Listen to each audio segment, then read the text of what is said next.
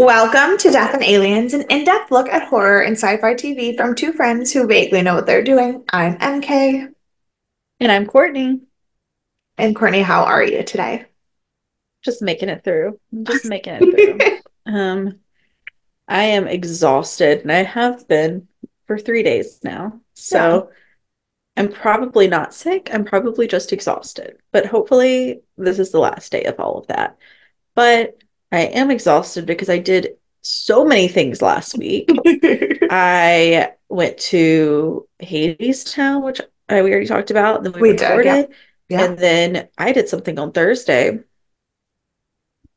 Don't remember what that was, but I that's did something fine. on Thursday. And then I did nothing oh, I Thursday, so remember it's not for public consumption.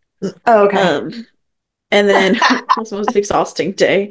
And then Friday I went to first I went to a date with Noelle because she was supposed to have a coffee date and he couldn't make it before our 2 o'clock end of lunch. And she was like, well, I have plans with Courtney. We're going to a show, but I guess you can come have drinks with us. So then I had a date with Noelle and her date, who was nice enough. And he ended up paying for Lovely. everything. I had Heineken Zero because I'm still Dry hanging in January, there yeah. dry January, killing it, killing Which, it. which But also I know this looks like some kind of insane tonic. It's literally just water with Mio in it because I've decided I need to be more hydrated, but I still fucking hate mhm. the taste of water. So, Well, it looks delicious. thanks. But yeah, I've decided that's how I'm gonna date now because I don't actually want to date because people will drive me insane.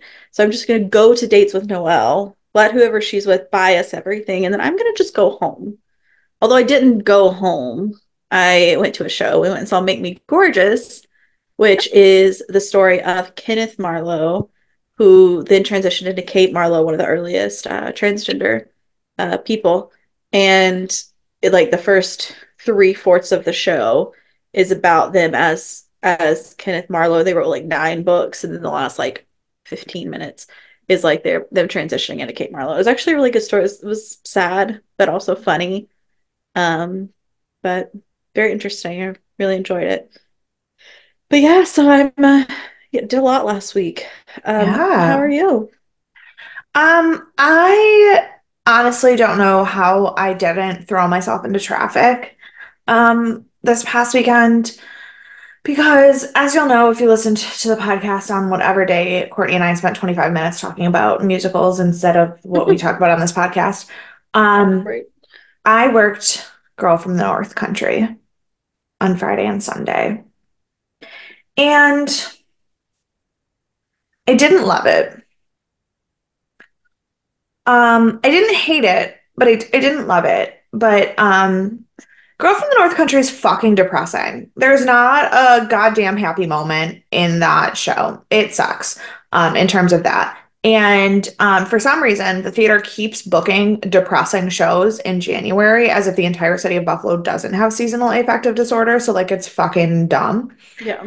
And it turned into one of my friend who's the head of props for the theater, her and I had a really long conversation where I realized that I know what my current hang up with theater is. I figured it out. Okay. And, I'm and ready. that is that New York is elitist. And Oh, for sure. I don't mean that in even like a really negative way about people who do art in New York. I think art is amazing no matter how it is. But like even that, like that story that you just said about what that play is about and how amazing that is, that wouldn't work outside of New York. And Hmm. the problem is not the art itself. The problem is that the way that the producers and the money behind the art look down on middle America. New York City hates out everybody outside of the city. They think we're all Yeah. stupid. Hmm. And so they bring these shows like Girl from the North Country and the recent tour of Oklahoma and all of this stuff, and they bring it to us as if to like tell us this is what your art should look like. And the average 50-year-old lady who buys tickets for her and her daughter to have a once a month date night at the theater is not fucking about it. Hmm. When the Oklahoma tour came to the state of Oklahoma, the show started, and the entire audience for every show, all 8 shows of their run, stood up and sang the song, which if you saw Oklahoma when it was in New York, I've is never seen not Oklahoma. okay. Well, the cornbread and chili production of Oklahoma that just happened was very focused on the darker elements of the show to the point where they slowed down the music. So it wasn't what people think of when they think of the like Interesting. movie. Hmm. But the 6,000 people in the audience who are from Oklahoma who sing that song every day of their lives are overpowering your orchestra. So they literally didn't know what to do. Like the actors didn't know what to do. And to be fair, that's not really the way to behave as an audience. I do not condone that. Sure, But it's absolutely. but it's the perfect example of why people aren't happy with theater outside of the city. Because I think that experimental art and good, distinct storytelling and weird shit has a place, but the National Touring House isn't it. Um, And well, they only tour what makes money here too, and the experimental stuff isn't making money here. right, but like Buffalo has an amazing local theater company, like Yeah. arena. We have like 15 professional theaters in the city. Oh, I didn't realize it was that many. It's so many. And 15 is just a number I came up with off the top of my head. If I actually sat down and think about it, I think it's more. I think we have more theater companies here. Wow. Yeah. And I feel that like the National Touring House, like the big thing like Shays, what our job should be is to tour the concerts and the programs and the big things that are going to make the money so that we have the money to invest in the local theater that has a chance to be artistic and to be experimental. Yeah. And I think that we need to stop forcing things like Girl from the North Country down people's throats. And it's not that the show is bad. It's just that it didn't work. We had like 300 people walk out at intermission every night because Because they the show were doesn't make sense. because the show doesn't make sense and they were sold that it was a Bob Dylan musical and that's not what it is. Because there was another Bob Dylan musical that actually was a Bob Dylan musical. This was just It, the music of Bob Dylan in it was this the music of show. Bob Dylan, but it wasn't even sung in the way Bob Dylan sings it. And No, if you know anything about theater, completely reimagined. which if you know anything about theater, which people who are buying season tickets of a subscriber series at a national touring house don't, you will know that Connor McPherson has wrote some of the most fucking dark, depressing shit that has ever been on stage. Like, I'm sorry, I had to read Dancing with Lunasa in college. Nothing that man does is going to make me happy. Like that's not possible. And I'm just really very frustrated because I didn't get my season tickets back this year because I thought this season was dumb. But I realize it's because I'm the kind of person who wants to go to New York and see the weird shit, Hmm. but that's not what our season is. And that's not what it should be either. And that's what I've come No. to realize. Well, and And it makes sense that you're saying like they should be able to fund these other you if you have 1,000 theaters because I yeah, didn't I yeah, didn't think Buffalo was that big, but I don't know anything about it. So it's a lot of theaters in one place.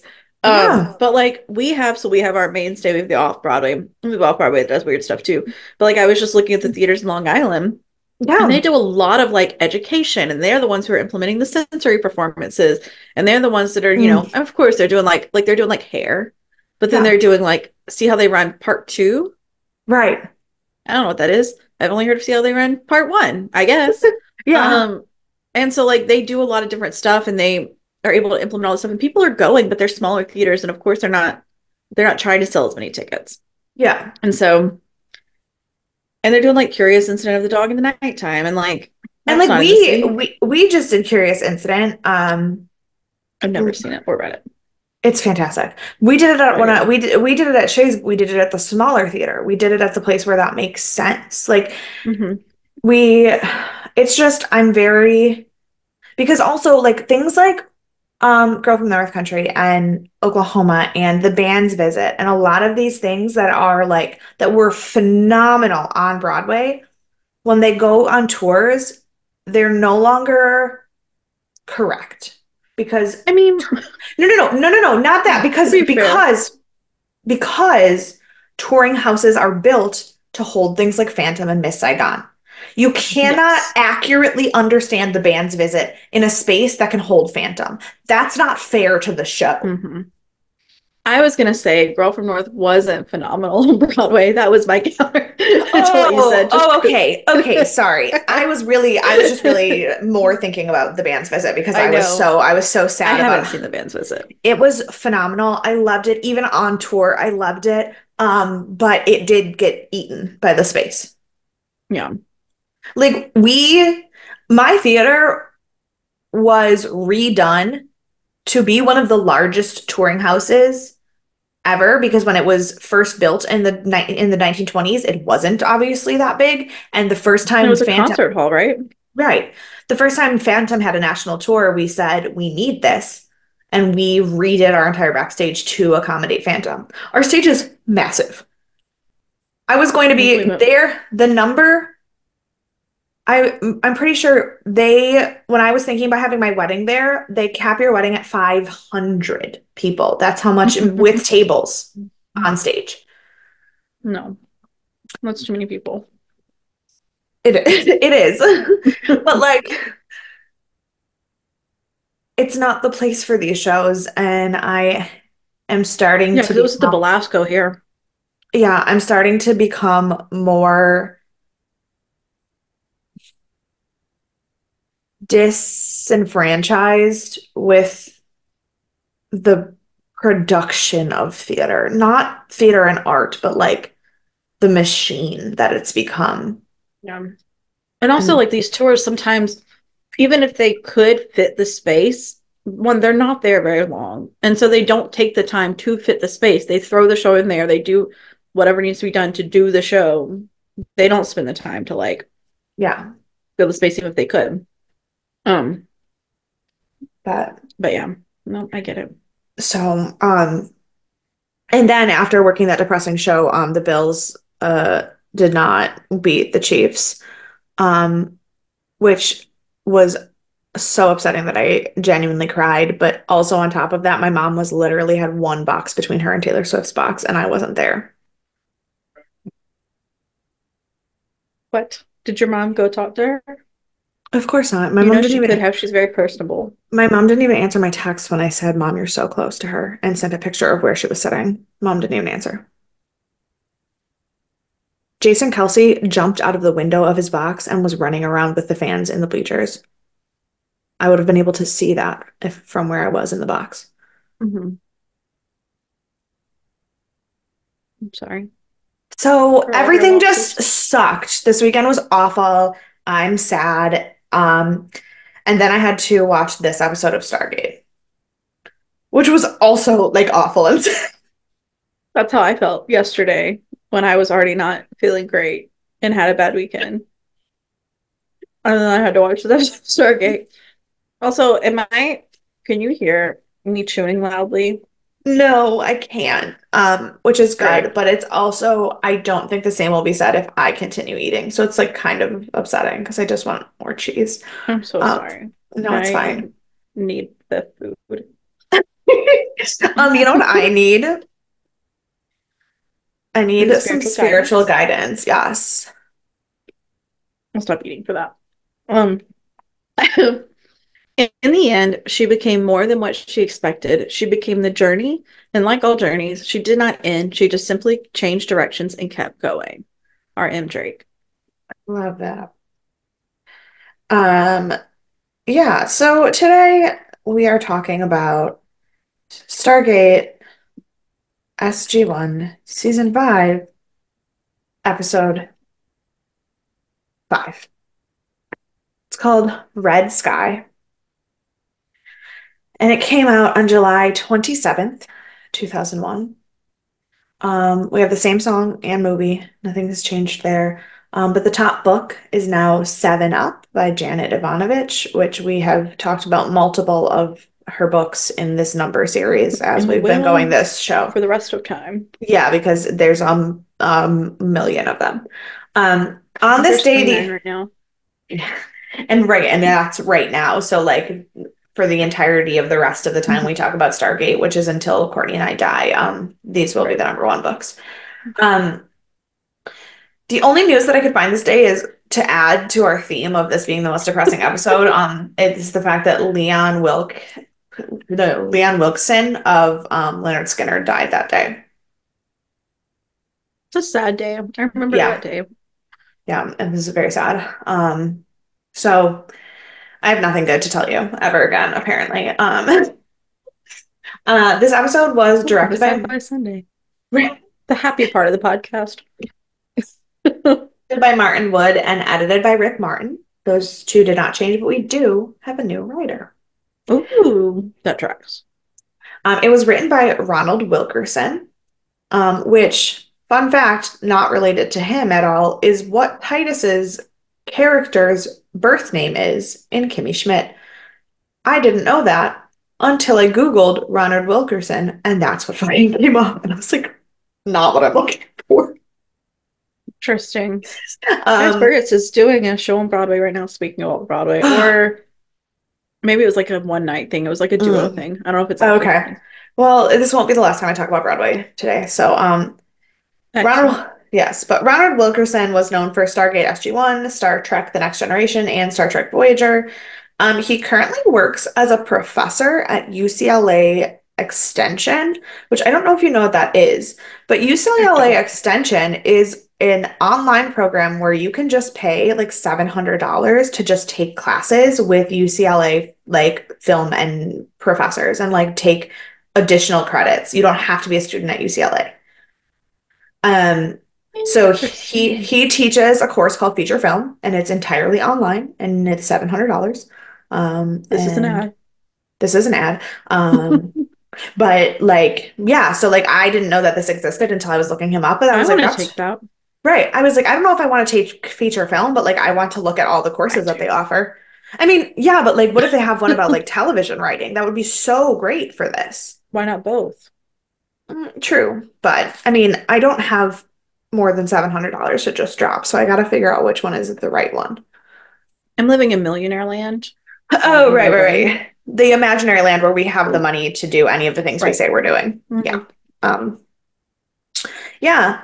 But our guest star for this episode is Fred Applegate.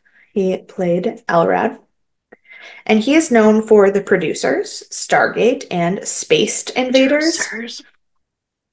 I was trying to figure out, so I haven't seen the producers, but I've seen enough about the producers, enough scenes from the producers to recognize him. But Yes. he looks like, if you're looking at it like a silhouette very quickly, I thought he was like Cam from Modern Family, except for I was like, Mm, he would not have looked like this 20 years ago because it's what he looks no. like today. Correct. But But also he was in a movie called Spaced Invaders, not Space Invaders, Spaced Invaders. I have no idea what it is, but it was in his top three things. Um huh. he was in all of your stereotypical one-offs in 80s and 90s shows, like basically everything that you could have like a one week character he Yeah. did. But more of his work in recent years is actually on Broadway. Ooh. Um, his most recent appearance on Broadway was as the replacement for Mark Lambert as Uncle Patrick Carney in The Ferryman, until it closed in 2019, Mm. which was very weird to me because I have a friend named Patrick Carney, and so that was just I was like, what is happening? Um, but he made his debut in the 1998 production of The Sound of Music, which was also the production that Laura Benanti made her Broadway debut in. Ooh. He originated the role of Igor in Young Frankenstein on Broadway. He was in the original Broadway cast of Sister Act and The Last Ship. I don't know the last ship. It was the Sting musical that was on in the early Oh, 2000s. Yeah. So we love to see it. instead of what was the movie that was supposed to have Sting music? It was a Disney movie. Yeah, Lilo and it Stitch. was no, it wasn't. It was, oh God, it was supposed to be, oh, it was The Emperor's New Groove, which was That's supposed to right. be, yes, The Emperor's New Groove. Did you show me that video or did Dan show me that? No, Dan showed me a video. The Emperor's New Groove never had a script. That makes sense. The Emperor's New Groove was supposed to be a musical that Mhm. was a kind of sequel to The Lion King. Um, but with human characters, and Sting was supposed to write the music. All of I this knew is Sting was supposed confusing. to write the All of music. this is confusing. If you look up Eartha Kitt, Yzma Sting music. There is a video on YouTube of her singing one of the songs before it got cut. Um, but basically, they decided that this was not going to function. This movie was not going to work the way they wanted to, and they changed their entire um, idea. The problem was McDonald's had already signed on for the release date for the toys, and McDonald's was not going to budge on the release date for the toys. So they basically had 2 weeks to do this entire movie. So they did. And of course, when you're working with people like John Goodman and David Spade and Eartha Kitt, you can You 100% can. Yeah. you can 100% improvise a movie and it's fine. But Right. because that happened, there is no official script. It never existed. Um, the only thing that exists at all is a bunch of random scraps of paper of notes from the writers that are stapled together and are in the Disney archive because that is the only thing that exists to even pretend to be a script of the show. That's my favorite. Yeah. But I was So like, then Sting got mad and wrote The Last Ship, or did the music for The Last Ship. something like that, I guess. It was like 20 years later, so probably not. But Shh. um, yeah, but so into this episode that would have been better if Sting had written it. Although to be fair, the music was actually really good in this episode. And normally I don't take note of the music. Like I love the theme song. I always know when Jack and Sam's Right. theme is in the background. I don't usually take particular note of the music, but in this episode I did. So I was like, kudos to you that I genuinely felt something from your music. I Yeah, I then didn't pay attention to the music because the episode was too jarring in itself, and I had a hard time with it.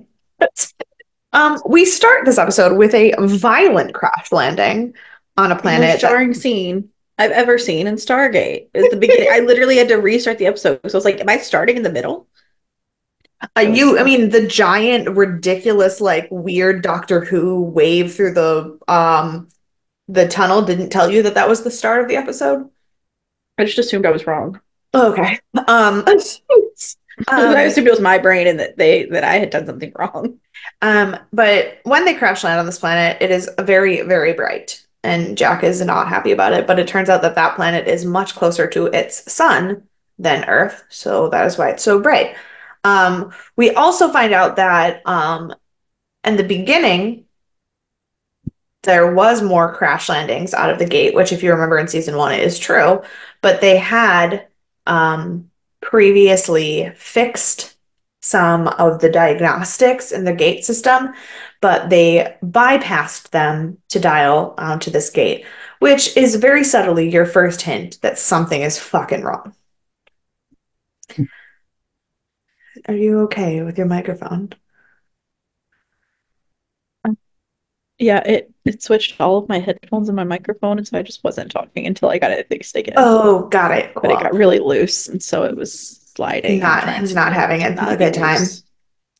As they're trying to, as they're exploring this planet, that in front of the gate is just like piles and piles of like offerings. Um, Daniel finds runes carved into one of the stones, and says that it's similar to the language on Sumeria, so this planet may have something to do with the Asgard. But they assume that it is one of the planets that's protected by the Goa'uld Asgard Treaty because there is no like Thor's hammer or any kind of device that could hurt Teal'c when Yeah. they get there. Um, they meet Elred, who is the leader of the people, and we learn that the planet is called K'tau, which is not Kachow, but it would have been way It better is if it not. was. Yes. That is all I could think about the whole time. And he welcomes them a little trepidatiously at first, but then he finds out that they're friends with Thor, and he is thrilled because no one from the gods has ever visited them before. And we find out that they worship Freyr on this planet, and Freyr is the Norse god of the sun and the rain. Um, Ara takes them to the village, and then another villager who also appears to be some kind of leader as well, Malchus, is less than thrilled and has decided that Understatement. right, and he is like, people aren't going to be happy that they're here. And Elrod's why? Because you're gonna rile them up and like make them unhappy. And he just gets huffy and storms off. Um, and he's like, I'm going to make the village agree to send them away. And then we find out that in Norse mythology, the gods don't send like servants to the people to help them, they send elves. And so Elred continues to refer to SG-1 as the elves that have come to talk to them. And that we find out that elves are can either bring entirely good or entirely bad tidings, and it just depends on what the people have done for the gods. Um, when all of a sudden the sky turns red. Um, Red's what's the sailor's warning? about the color of the sky and the sun and the storm, but I don't fucking know because I've never been on a boat. That's not true. I have been on a boat, just never sailed one. It's like red sky um night, sailor's delight. Red sky morning, sailor's morning or something. That sounds correct. It was red Then sky in morning, so it was a morning. bit. It's a bad time. The Katao are freaked out and they are like, oh my God, what's happening? And Malchus immediately is like, you did this. And Jack's like, no, I didn't. Wait, did I? I don't. He hates Jack. He hates Jack. Like I've never seen somebody hate someone so quickly for Especially like because Jack didn't like even really do anything. Like Jack's been a lot worse to a lot of people than he uh-huh. was to like this guy. Yeah. And Sam cannot confirm or deny if they actually did do something to cause it. And of course, Malcolm just decides that this. Did your light just die? Uh-huh. Uh-huh. Okay. I It's was like, fine. what just happened? Just Um, keep going. Malchus just decides that this means that these particular elves are the harbingers of doom and that they're all going to die. Yeah. And then we get the credits. Way to jump to conclusions. My guy. I mean, if the sky just randomly in the middle of the day turned red and a stranger I had never met before showed up, I would also probably think they had something to do with it.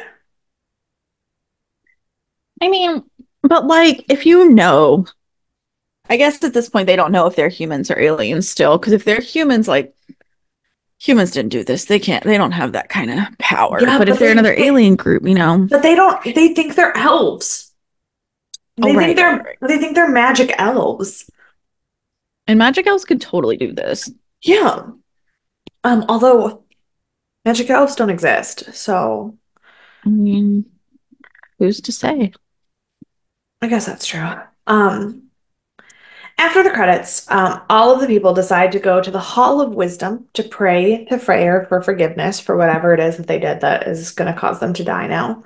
Um, and Sam does some calculations on her little mini science pad and finds out that the light spectrum of the sky has changed to entirely infrared. And that means that eventually all of the plants will die. And then obviously that means all of the people will die too. Yep. Um, and Sam wants to go back to the Malp to get more data because she thinks it has better sensors than her little handheld device. Um, so Like Jack, probably. yeah. So Jack sends her and Teal'c to take care of that while he and Daniel go to the church to see if they have any way to communicate with the Asgard because this is a problem. Um, they enter the temple and ask if they can join Alrad and Malchus in the Hall of Wisdom to speak directly to Freyr. And Alrad is like, of course you can, and which only further upsets Malchus. And they use a fancy mirror to like zap them into this hall, It's and quirky. they come before what we know because we watched season 2 of Stargate is a hologram of Yes. Freyr. And the hologram gives them the standard pre-recorded hologram message, which is super cryptic and vague about facing their fears and proving they are worthy in battle and it convinces Malchus that this is in fact Ragnarok and we're all dying. Right. And also like 0% helpful. Like I don't know Yeah. why you're listening to anything it says. Like it's not helpful. Also, they don't seem to be unfamiliar with this room or how to enter it. So are they telling me that they've heard him say the exact same thing? Because it is a recorded message. They've heard him Right. say the exact same thing how many times and haven't figured out that it's not a person? Yeah, no, it's Okay. no. So they're also stupid. Yeah. I mean, Um, yeah. they're very Like, isolated into their little world. yeah, but like you can be isolated and not be dumb. Yeah, but they're not. Yeah. So they get back to the temple, and Malchus tells the people that it is indeed Ragnarok and they need to prepare for their death and everything's over. And Jack's like, okay, hold up. No. They're like, are you saying that the gods are wrong? And I was like, no. He said, no, I'm just saying that your interpretation of them is incorrect, which again, now we're at three times that Jack has unnecessarily and unreasonably pissed Malchus off to whatever. The But first two also times. like The first two times he really didn't do maintain the anything. panic. Yeah. The first two times he really didn't do anything. This time he kind of just like went for this guy's entire job. So, um, Well, if you suck at your job, somebody's coming after it. I'm just saying. I have thoughts about that, but I will not say out loud because ooh. Um, then Here. he basically asks the people like, "Do you do anything, or does the God do it for you?" They're like, "Well, no." He was like, "Do you plant crops?" They're like, "Yeah." He's like, "You harvest your crops?" And they're like, "Yeah." They're like, "You build your houses?" And they're like, "Yeah." And he's like, "So you have free will?" They're like, "Well, yeah." And he's like, "So why does that stop now?" This feels like the exact same place as the 100 Day place. Similar, yeah, yeah, yeah. In terms of like their vibe, yeah. Hmm. And Daniel's like, but in the 100 Day place, it wasn't quite so religious. It was just like way of life and they didn't understand. That's true. Yeah, this is Yeah. like religious zealotry. Hmm. Um, and Daniel is like, I really don't feel like we should be getting involved. And Jack's like, I don't think we can be uninvolved at this current moment. Um, so Malchus and Alred begin fighting over like whether or not SG-1 has any idea what they're talking about. And like Malchus and his contingent leave super angrily. And Alred tells Jack that like he has faith in Freyr and whatever that means for his fate, and that if Jack is really there as a messenger from the gods, he will put his trust in Jack. And Jack's like, yeah, well, we can do miracles, so it'll be great. But also, like, that I understand faith, how that works. I get it. Yeah. But like you have faith in this Freyr guy, but he didn't tell you to have faith in Jack. This guy just like walked in out of nowhere. And you're just like, yep, we will totally follow you also because you say that you are from these people. Like he did put a lot of faith in Jack really fast. I mean, isn't that kind of how all cults work though? Like, Yes. and like Yes. even some things that aren't really technically cults, but like I mean, think about the entire Hmm. Mormon church exists because people believed Joseph Smith when he said that God sent him a message. Hmm. If you want Right. to think I'm of saying don't do that. but if you want to think about it that way, really, the whole Christian church exists because Jesus said, God sent me to down here as your Hmm. son. Hmm. So, like, I don't completely fault that. I mean, so far, Jack has done nothing to prove that he actually has any Right. real existence except for that he, like, knew Thor's name. Um, Yeah. But like who doesn't? right. So,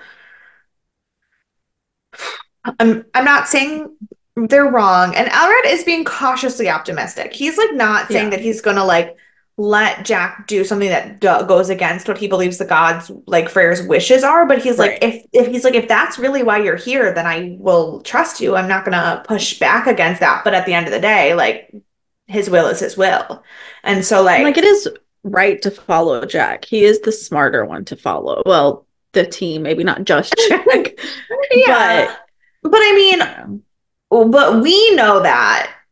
But if somebody showed up in a military uniform you'd never seen before to your village and just said, I know things you don't know, you wouldn't assume that that's the No, smarter thing to do.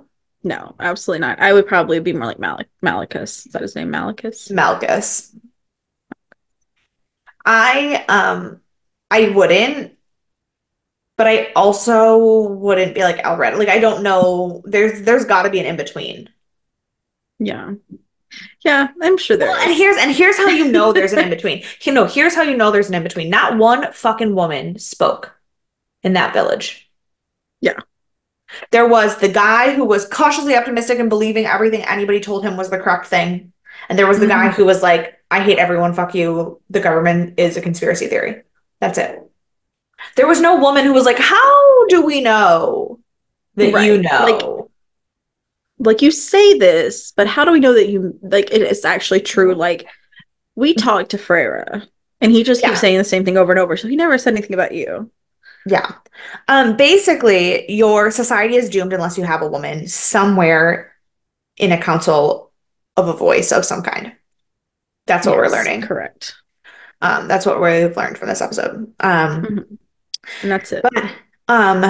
But um, so Jack goes to check with Sam and says that unfortunately, she has figured out that the shift in the sunlight is in fact their fault because they bypassed the protocols when they went here, and they may or may not have had a wormhole go directly through the sun and accidentally deposit some plutonium into the sun and completely change the atomic makeup of the sun.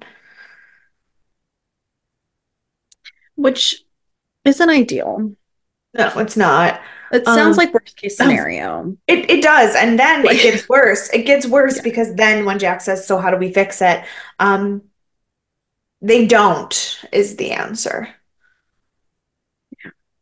So we're thriving right now. okay. Um, Jack, Sam, and Daniel go back to the Hall of Wisdom, and the only reason they leave Teal'c out of this is because they do not know if the device will be like Goa'uld proof. So it's not Yeah, like a yeah, we can do this without you. It's a we don't need another Thor's hammer situation. Um, so they go absolutely not. and they get down there and they power down the hologram and bring Fragor down to the planet. And they explain their situation, and Freyra's like, well, sucks to suck, not our job to clean up your mess. Like, don't you know that Jack is Thor's best friend? Like, Well, no, he does because he says, oh, you're the one they call O'Neill. We named a ship after you. That didn't last long. right, right. But like, maybe a little Um, more respect. Like, and Jack is the fifth race. I'm just and saying. they're like, well, the people of Katow, like, they need you. You're their god. And he's like, only from the Goa'uld. I don't have to protect them from everything. And I was like, we helped you with the replicators. We are asking for your help. These are your people that you have protected. This does not Hmm. feel like I should be begging for this. And Freyr says, honestly, your your words are compelling, but at the end of the day, I don't even get to make this decision. So I'm gonna have to take this to the High Council. And Jack's like, how about you let me take this to the High Council? And Freyr's like, fine, whatever. He seems a little uncompassionate. Yeah, Um, he's just like laissez-faire about everything. He just like yeah. doesn't care. Um, I mean, we do come to realize that there is more to the story, Right. but in this moment, it's like you are not Thor. That's exactly how I felt the whole episode. Um, yeah. So, they go, Jack goes to the High Council and he speaks to them, and they like refuse to help at all. And first, Jack's like, but like, these are your people. And they're like, you made the mistake. And he's like, well, first of all, you could have told us that the protocols in the dialing system existed for a reason. You also could have told us which planets are on the protected list and don't need to be explored for data. Right? And the High Counselor goes, you are correct on both accounts, and that is on us. We're still not helping. Yeah. He's like, yeah, we could have. Full But stop. yeah. And so Jack's like, okay, well, let me try apologizing. And then they're like, we understand, but no. So then Jack goes off and he's like, we saved your asses. I don't understand why you cannot do this. And they still keep saying no. And Jack's like, can you at least give me the courtesy of explaining to me why the answer is no? Because you just Right. keep saying no. And I have given you multiple reasons that you have even admitted are good reasons. Give me an explanation. So Which they, feels fair. which was fair, and they agreed that it was fair because we know that the Asgards are not unreasonable. It feels very much like it at this moment, but we and have seen that this is In not true. So practice. in Hmm. practice, we know that that's not true. So they do, in fact, give Jack the explanation. And it turns out that part of the Goa'uld Asgard Treaty is that they can protect the people of these planets, but they cannot help them advance technologically to the point where they would be able to stop the Goa'uld themselves. If they do it on their own, they do it on their own, but the Asgard cannot be involved in that. And the way the treaty is worded is that any technological help from the Asgard outside of just protection can result in the entire treaty being nullified, um, which would leave every single planet open to invasion, including Earth. Yeah. And it's not just that that is a bad thing, because that's already evil. They also are so damaged and caught up in the replicator war that they don't have the ability to lose or to like designate ships to protect the planets until they can Hmm. reestablish a treaty. Like that's the reason the treaty exists in the first place is because they're not currently able to do that. So Jack's like, well shit. Jack's like, that's okay. You can break the treaty. And they're like, that is all well and good. And you can speak for your planet. You can't speak for the other planets. That's not fair. Right. And Which so was which is true. Jack's like, oh, okay, fine. That went well. And unfortunately, they're like, we can't stop you from attempting to remedy the situation on your own. We can't, we won't tell you to just let them die. We do feel bad. We're not happy about this decision. But in terms of military strategicness and the long-term goal, one planet of humans, while a devastating loss, is acceptable if it means that all of the other protected planets stay protected and we don't lose anyone else and we don't lose the upper hand on the global, which is all correct. Yes. Upsetting, but correct. Right. So, they are now on their own to solve this problem. So, Sam thinks that there is a possible solution, and that possible solution would be to have another super heavy element, which does not exist in nature, um, and basically insert it into the sun to connect to the plutonium and render it inert, restoring the balance of the atomic makeup of the sun. Mhm. So Jack's like, fine, go back to the SGC and figure that out because I don't know what the fuck you just said to me. She literally said, go confuse Hammond. Yeah, he's like going back to SGC and confuse Hammond, and I just lost it. I laughed. So Sam does. She goes back and she explains everything to Hammond, and she's like, I need a rocket. And Hammond's like, where the fuck do you think I'm gonna get a rocket? And she's like, well, I know that the Air Force has one at Vanguard. And he goes, do you understand how much time and money has been spent in getting this rocket? And she goes, but like there's a whole planet of people. she gets the rocket. And Mhm. she I brings mean, it she's back. Sam. Yeah, she brings it back to Katow and starts getting to work and everything. And then we see that Malchus is like more and more annoyed every single day that SG-1 is still there. He's like not having it. Um, and then we're still working on this plan to send this element into the sun. And the element that has been made, they basically convinced this like I don't know what is the name of the kind of scientist that like does the shit where they make elements. I don't fucking know, but whatever that guy is. They Elemental convinced scientist. great. Chemistry? That's why I was like, I was trying to think. I was like, well, Marie Curie was a chemist, so like maybe it's chemist, but Yeah. that feels like bordering on like dark matter and astrophysics, and so I don't fucking know. Yeah. Somebody, Hmm. some kind of scientist who knows more than I will ever know in my entire life. And they 100%. finally convince him to give up the element that he made in exchange for getting to look at SGC. And then Sam and Hammond decide that they will additionally also name the element after him as like a gift for his hard work. Which, like, is nice. Like, that's what Yeah. they do in, like, regular life. Yeah, so that was great. That was all well and good. That scene felt fucking ridiculously out of place in the episode. I hated it. I loved it because it was sweet and it gave me the warm and fuzzies and it was like a really nice like moment.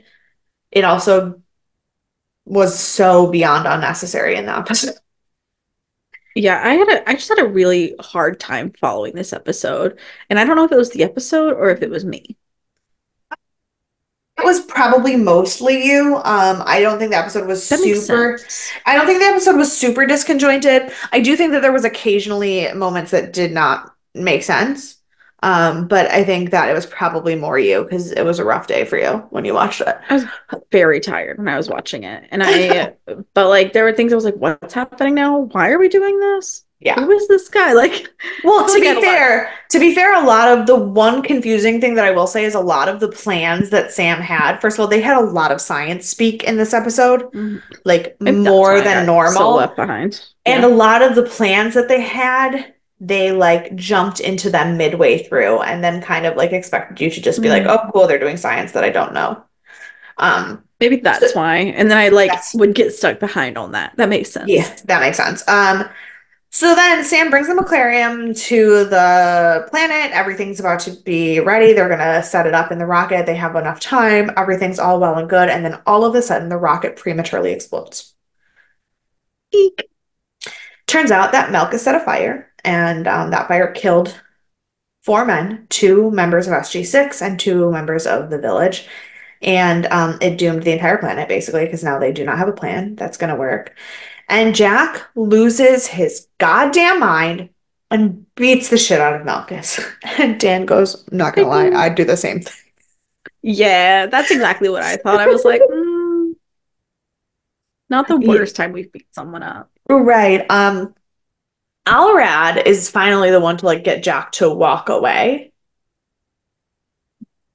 And Alrad is like in his most like true pastor thing. It's like, I understand that this is upsetting and we need to know what to do next. And I hate all of this, but more death serves no one.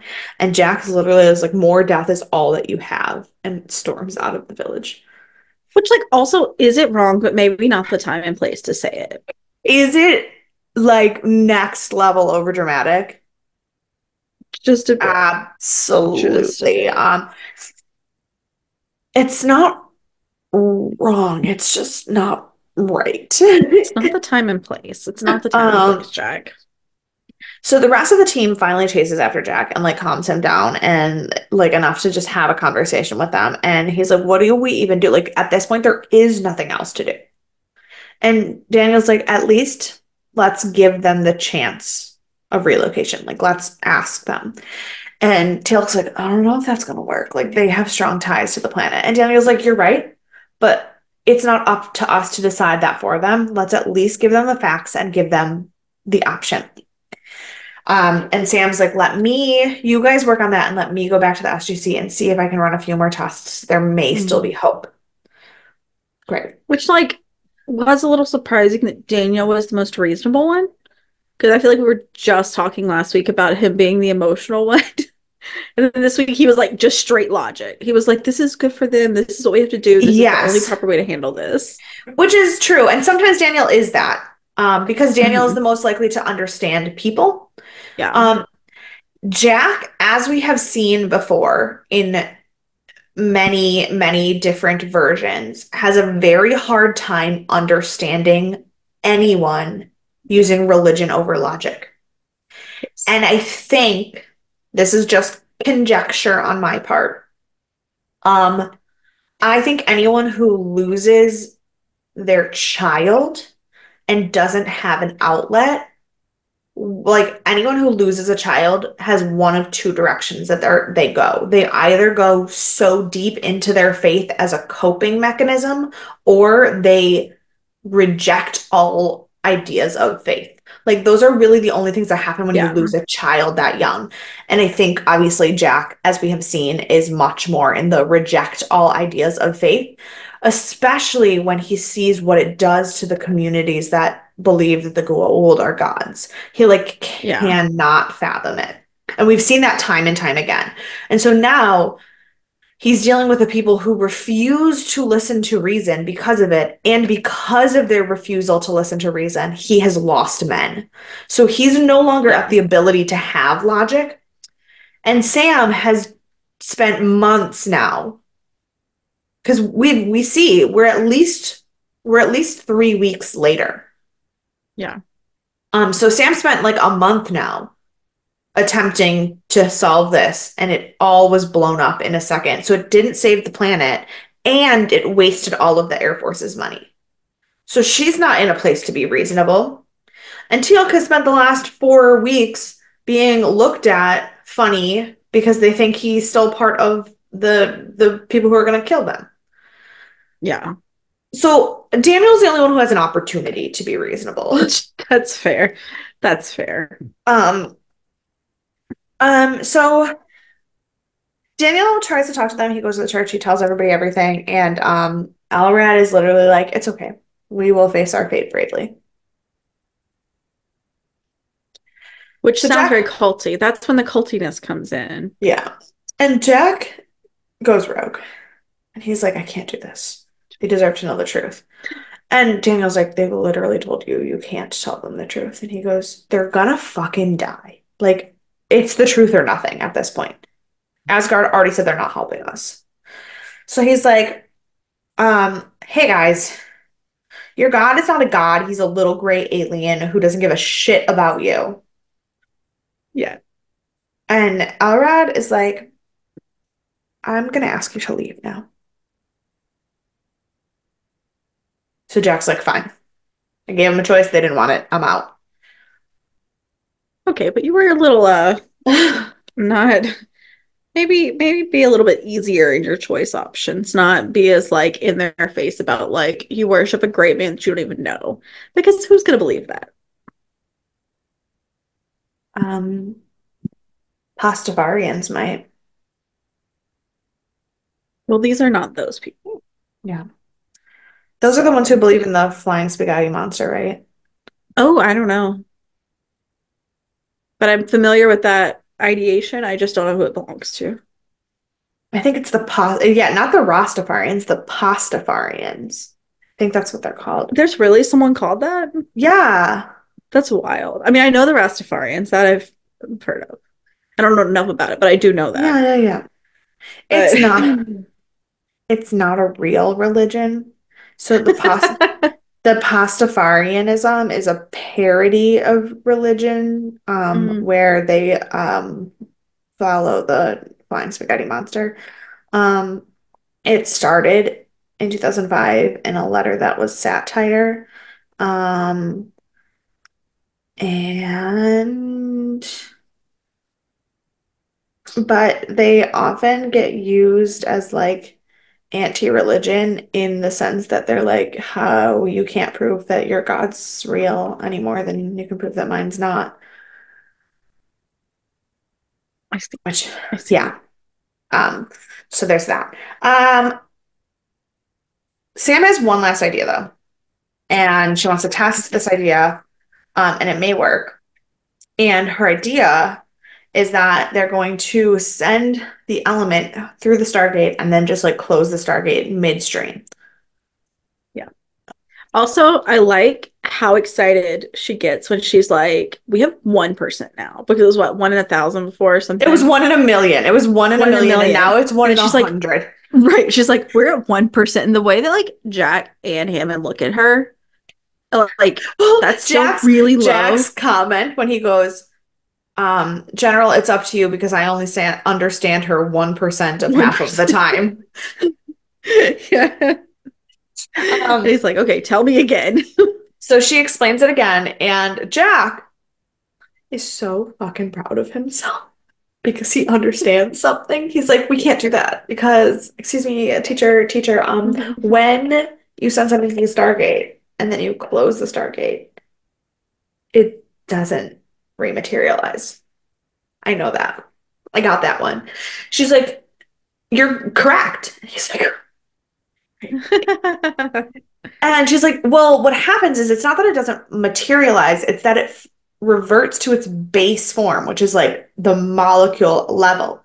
So for a human being, not ideal. But when you're Yeah, sending just an element, that's okay. That's what you want it to revert to that anyway. does make sense. Yeah. And he's like, okay, I get it. I do actually get it now. Makes sense. So they do it, and then they go back to Katow, and it seems that it didn't work. The sky is still red. And they meet back up with Daniel and Teal'c, who have been there the whole time, and they were there. They were allowed to stay there as long as they didn't try to convince anybody to leave again. And Daniel is like, they at least deserve to know that it didn't work. So he goes to talk to them, and he's like, it didn't work. Unfortunately, like, this is it. The sky will stay red, and we can't help you anymore. And we're really sorry, but it's time to leave. And because Jack, of course, knows all, not Jack, Daniel knows all the Norse prayers and all that stuff, Hmm. because it's one of the few times it seems like his job actually, I don't know what his job is. I mean, he's a linguist, but he's really more of an Is he right? archaeologist. Yeah. Um, they don't really know what the difference is in Yeah, this that's show. true. Um, Yeah. And you can be an archaeologist who focuses on linguistics. Fine. But the study of ancient cultures is not linguistics. We'll just be Right. clear about that. Um, so he finishes the prayer for them, and there's like a really sad, beautiful moment. And then he starts to turn away, and you genuinely think that this episode is gonna end, just knowing that this whole planet full of people is gonna die. And I forgot that it didn't. And so I was like, this is fucking bleak, man. Um, Yeah.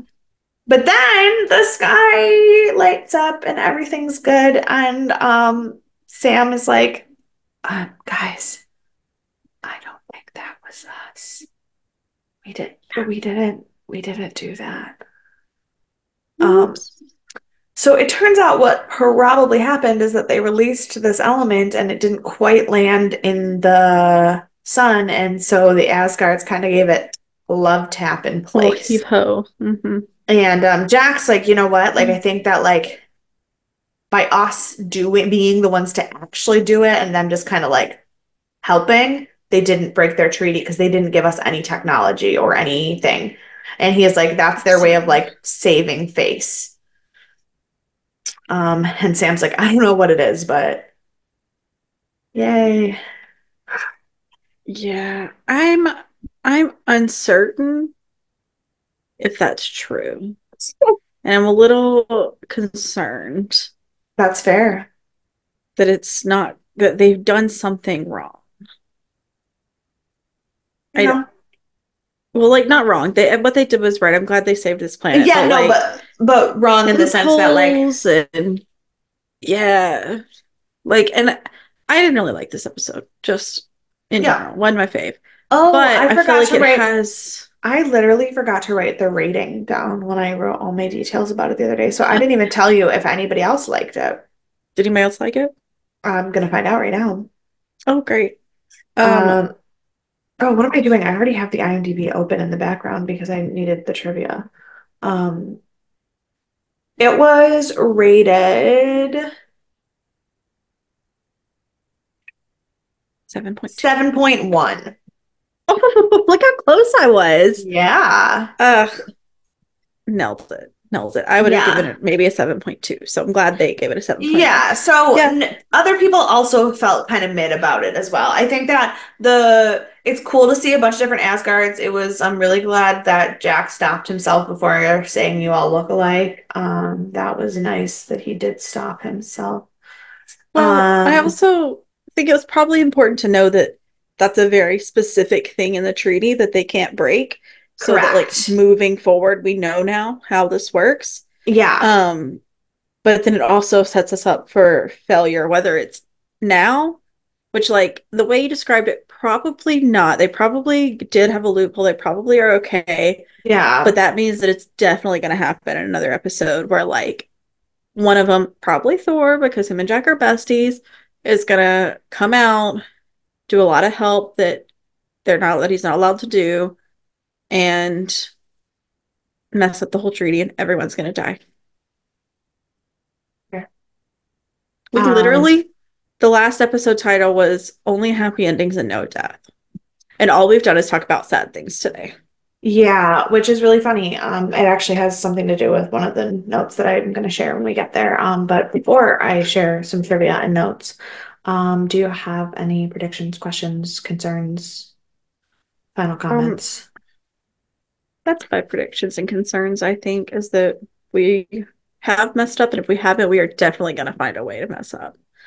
Um, and it's probably going to be on Thor, even though he's like top dog, but like, I think he's going to like, you get emotional with Jack, and it's going to be to everyone in the world's detriment.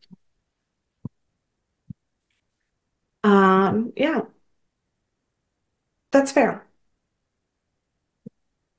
Um,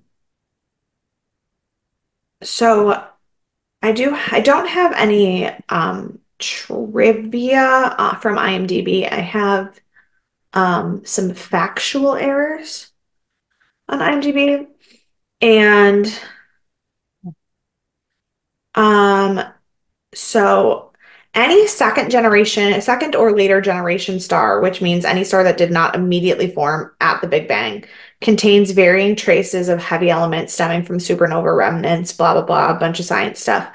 Basically, no amount of plutonium that is small enough that it could be set off by one rocket payload of heavy metal is capable of changing the atomic makeup of a star. That is very fanciful and And not actually scientifically accurate in any way, shape, or form. and the sun's a big one. Yeah, Like it's not like a baby star. right. So So that that's makes just sense. yeah. Also, um, plutonium has an atomic weight of 244. So when Sam said that she needs a heavy metal that is heavier than 200, that's actually inaccurate. It has to be heavier than 244 because there are plenty of naturally occurring elements that are heavy metals that are have atomic numbers of higher than 200. Um, so those are the factual errors. I do, however, have some trivia that I did not get from uh, IMDb because I decided to look elsewhere. I have some production notes that come from various interviews of other kinds. Um, Joseph Malosi, who obviously we know is a writer and producer on the show, I always want to um, call him Malazzi. no, it's a no. I know. Um, I just want but to. he wrote on a blog, on a post on his blog, that he said Ron Wilkerson's first and best script is a terrific sci-fi tale anchored by one of Richard Dean Anderson's greatest performance. It's a darker side of Jack O'Neill we rarely get to see, angry, intense, and deadly serious. This episode also offers up a side of Carter we rarely glimpse as well, fallible and wrestling with self-doubt. And I think that we just talked about how we don't really love the script per se, but I think Mhm. that in that case, it is interesting because we're seeing two sides of these characters that we haven't gotten to see a lot. And I do appreciate that. Yeah, I do appreciate that, but I wish it would have been a little more overt if they were going to make it that way. It was like it felt a little more subtle. Like I get it because we do see Sam struggle Hmm. with her like science and stuff, but I feel like it's not the first time we've seen her struggle with science. But Yeah. like, so if they would have gone into the self-doubt a little bit more, like made it a little more obvious, and like with Jack, we've seen him kind of go back and forth a bit, and he obviously did go a little darker when he like lost it in front of everyone in this Hmm. episode. But Yeah. again, it almost was like he was throwing a tantrum as opposed to like really leaning into that darker side. And so like I agree that those elements were embedded in this episode, which is nice, Yeah. but I think it's strong to say it's best of anything. Well, we also haven't seen any of his other episodes yet, so maybe it is his Well, best. I hope it's not. I Um, hope we only go up from here. Brad Wright, obviously an executive producer. We've talked about Brad Wright. He, in an Mhm. interview for Cult Times magazine, said that this episode, the irony of this episode is that the people we're working with don't even want our help and they even fight against us. And it's interesting because it's left to Daniel to suggest that maybe there's more to their faith than we can conceive. Um, and he said we had a fantastic time shooting this one because it's all done in period costume and it just looks spectacular. Oh, that's fun. That is Yeah. fun. Yeah. Um, And I liked the guest. Like I really liked Elrod as like a yeah. And guest I liked character. Malchus too. I like the acting for Malchus as Well, well. I don't like the acting, yes. character, yes. Yes. We also executive producer Michael Greenberg, who we haven't talked about because we don't really talk about a lot of the executive producers who don't work on the other Yeah. aspects, but he had an interview in July of 2001 in TV Zone Special, where he was talking about the fact that they had to create the environment um, with a set that progressed from blue to red, and you can't do that with just filters. So they didn't shoot on location for this episode. They ended up building the entire Homage Village as an exterior set on a soundstage so that they could have complete control of the lighting. And they did do some live action footage on location just using filters and some trick photography. And then they had to like use what's known as a bleached bypass to like fix the color, which is why visually the show, he says, visually Red Sky is a beautiful show to watch. I struggled. Like both Brad Wright and Michael Greenberg are talking about how like visually stunning this episode is. And I struggled a lot with that because I think that that might have been true in 2001. Yeah. I think it was fascinating what they did. I think that it was so well done how consistent the filters were and how very obvious it was when they were not on the planet anymore. Um, but I don't know that I would call it visually beautiful. Yeah. Um, And I mean, the sky is nice and all that, but like, yeah, it's nothing to write home about. yeah.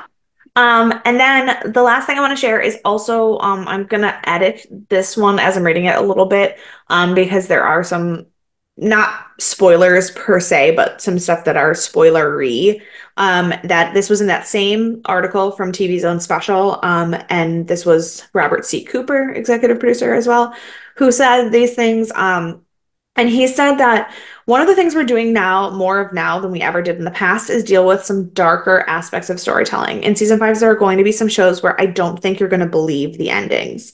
Um, Red Star, and then he mentions another episode that we haven't gotten to yet, embody very much the Stargate philosophy, which is we are not perfect. We're humans from the year 2001 who make mistakes and get into situations that can't be solved by snapping your fingers or reversing the polarity of a device on your spaceship.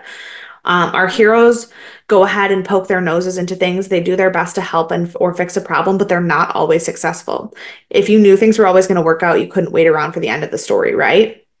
So like what you just said about how it just felt so bleak and like um so different than a lot of what we've seen so far, that's kind of what they're going for this season. So things are going to get dark, which will Interesting. be interesting because up until this point, in the first four seasons, it was very much your like run-of-the-mill sci-fi drama. You could watch one episode and not watch the next and really not miss much. There are overarching plots, but it is still story of the week, and it there doesn't feel like any real consequential behavior from Yeah, characters. And this episode kind of marks the beginning of that changing. You I called it. did. You did. Those So darn Asgards so and here Jack. here is where shit is gonna get real. Um and I don't necessarily know that it's gonna get real in the way you think it is. I think it's great that Robert Cooper literally said like you will not believe the endings. Nothing is gonna turn out the way you think it's gonna turn out. Um I know some things that are coming up this season that I cannot wait to see how you react to them. There's some big ones coming. Um, but Yay. but before we get into what's coming, who do you want to punch? I don't really know. I think I want to punch Malicus just because I don't really fault anyone. Even Malicus to an extent, I don't really fault. Like I would also be upset and You probably fault react him because he poorly. fucking blew up the rocket. Right. Yeah. But like for his like attitude or whatever, like, Yeah. it is what it is. But the rest of them like all really did do what they thought was best. Hmm. And in the end, everyone was fine. So, well, except like the two SG members that died, but like Yeah. everyone else was fine. So, Right. like, I guess Malicus is the one I'm gonna punch. That's fair. I'm gonna punch Jack, not because he wasn't right, but because he really was not in control of himself this episode. And you are not going to win any friends by jumping on their leader and punching him in the face, even if he deserves it. Correct. So, who is your MVP? Again, I don't know. So I think I'm gonna go with Sam Okay. simply because she scienced really well. Um, and she's like the only thing that made me laugh at all this episode whenever she talked about the 1%. Everything Yeah. else was just like That's that's baseline. fair. I'm going to give it to Dr. McLaren, because he was just a sweet man who was doing science and was going to get recognized for his life goals, even if it was something that other people wouldn't understand. And he deserved that. No one else in That's this fair. entire episode deserved anything nice, ever. It was so strange. It So was it was it strange. was fucking bleak. Like that's really the only word there Hmm. is to describe it. It was bleak and it is a little disconcerting to know that that is the way we're trending. And it's episode 5. Mhm. Um, Next week, um, do you know anything about next week's episode? Okay, well, I just don't know. Last week you were spoiled by the Amazon thumbnail. I didn't know if you had the I don't same even, had the same I think I saw the thumbnail, but I didn't pay attention to it. So I think I okay. saw Sam I on. Like mean, it is a little bit harder to miss an an Asgard than it Asgard. is to miss a person that you could just be like, oh, that's a person. I don't have to look close enough to know Yeah, whose face it is. So I will tell you my spoiler for next week is that we are bringing back a character who is important and you probably thought we were never going to see again. oh my goodness. Now I'm gonna guess who it is. Is it Sheree's dad? Sharee's dad. What is his name? Kasuf. I bet it's Kasuf. He didn't Okay. die yet, right? No. Okay, then it's him. That's who I'm Okay. guessing. That's all right. I will neither confirm nor deny, I guess, at all. So yeah, so stay tuned to next week to find out if Courtney is right about who is going to be in the next episode. In the meantime, if you have thoughts, theories, additional scientific things that were incorrect in this episode, if you have thoughts on Jack's journey with religion, or if you um, would like to, I had somewhere where I was going with what I just was going to ask for, but I don't. I was Oh, or if you would waiting like to for. comment, if you would like to comment on the bleakness of the show and Mm. what you want to see from a darker Stargate, you can email us at deathandaliens@gmail.com or follow us and reach out to us on all of the social media at Death and Aliens. You can follow me personally at ENKAY_superstar. And you can find me at CE Cloud 13. And with that, we will see you next week. I think this episode was really way too long. It was a million Bye. hours long. Bye.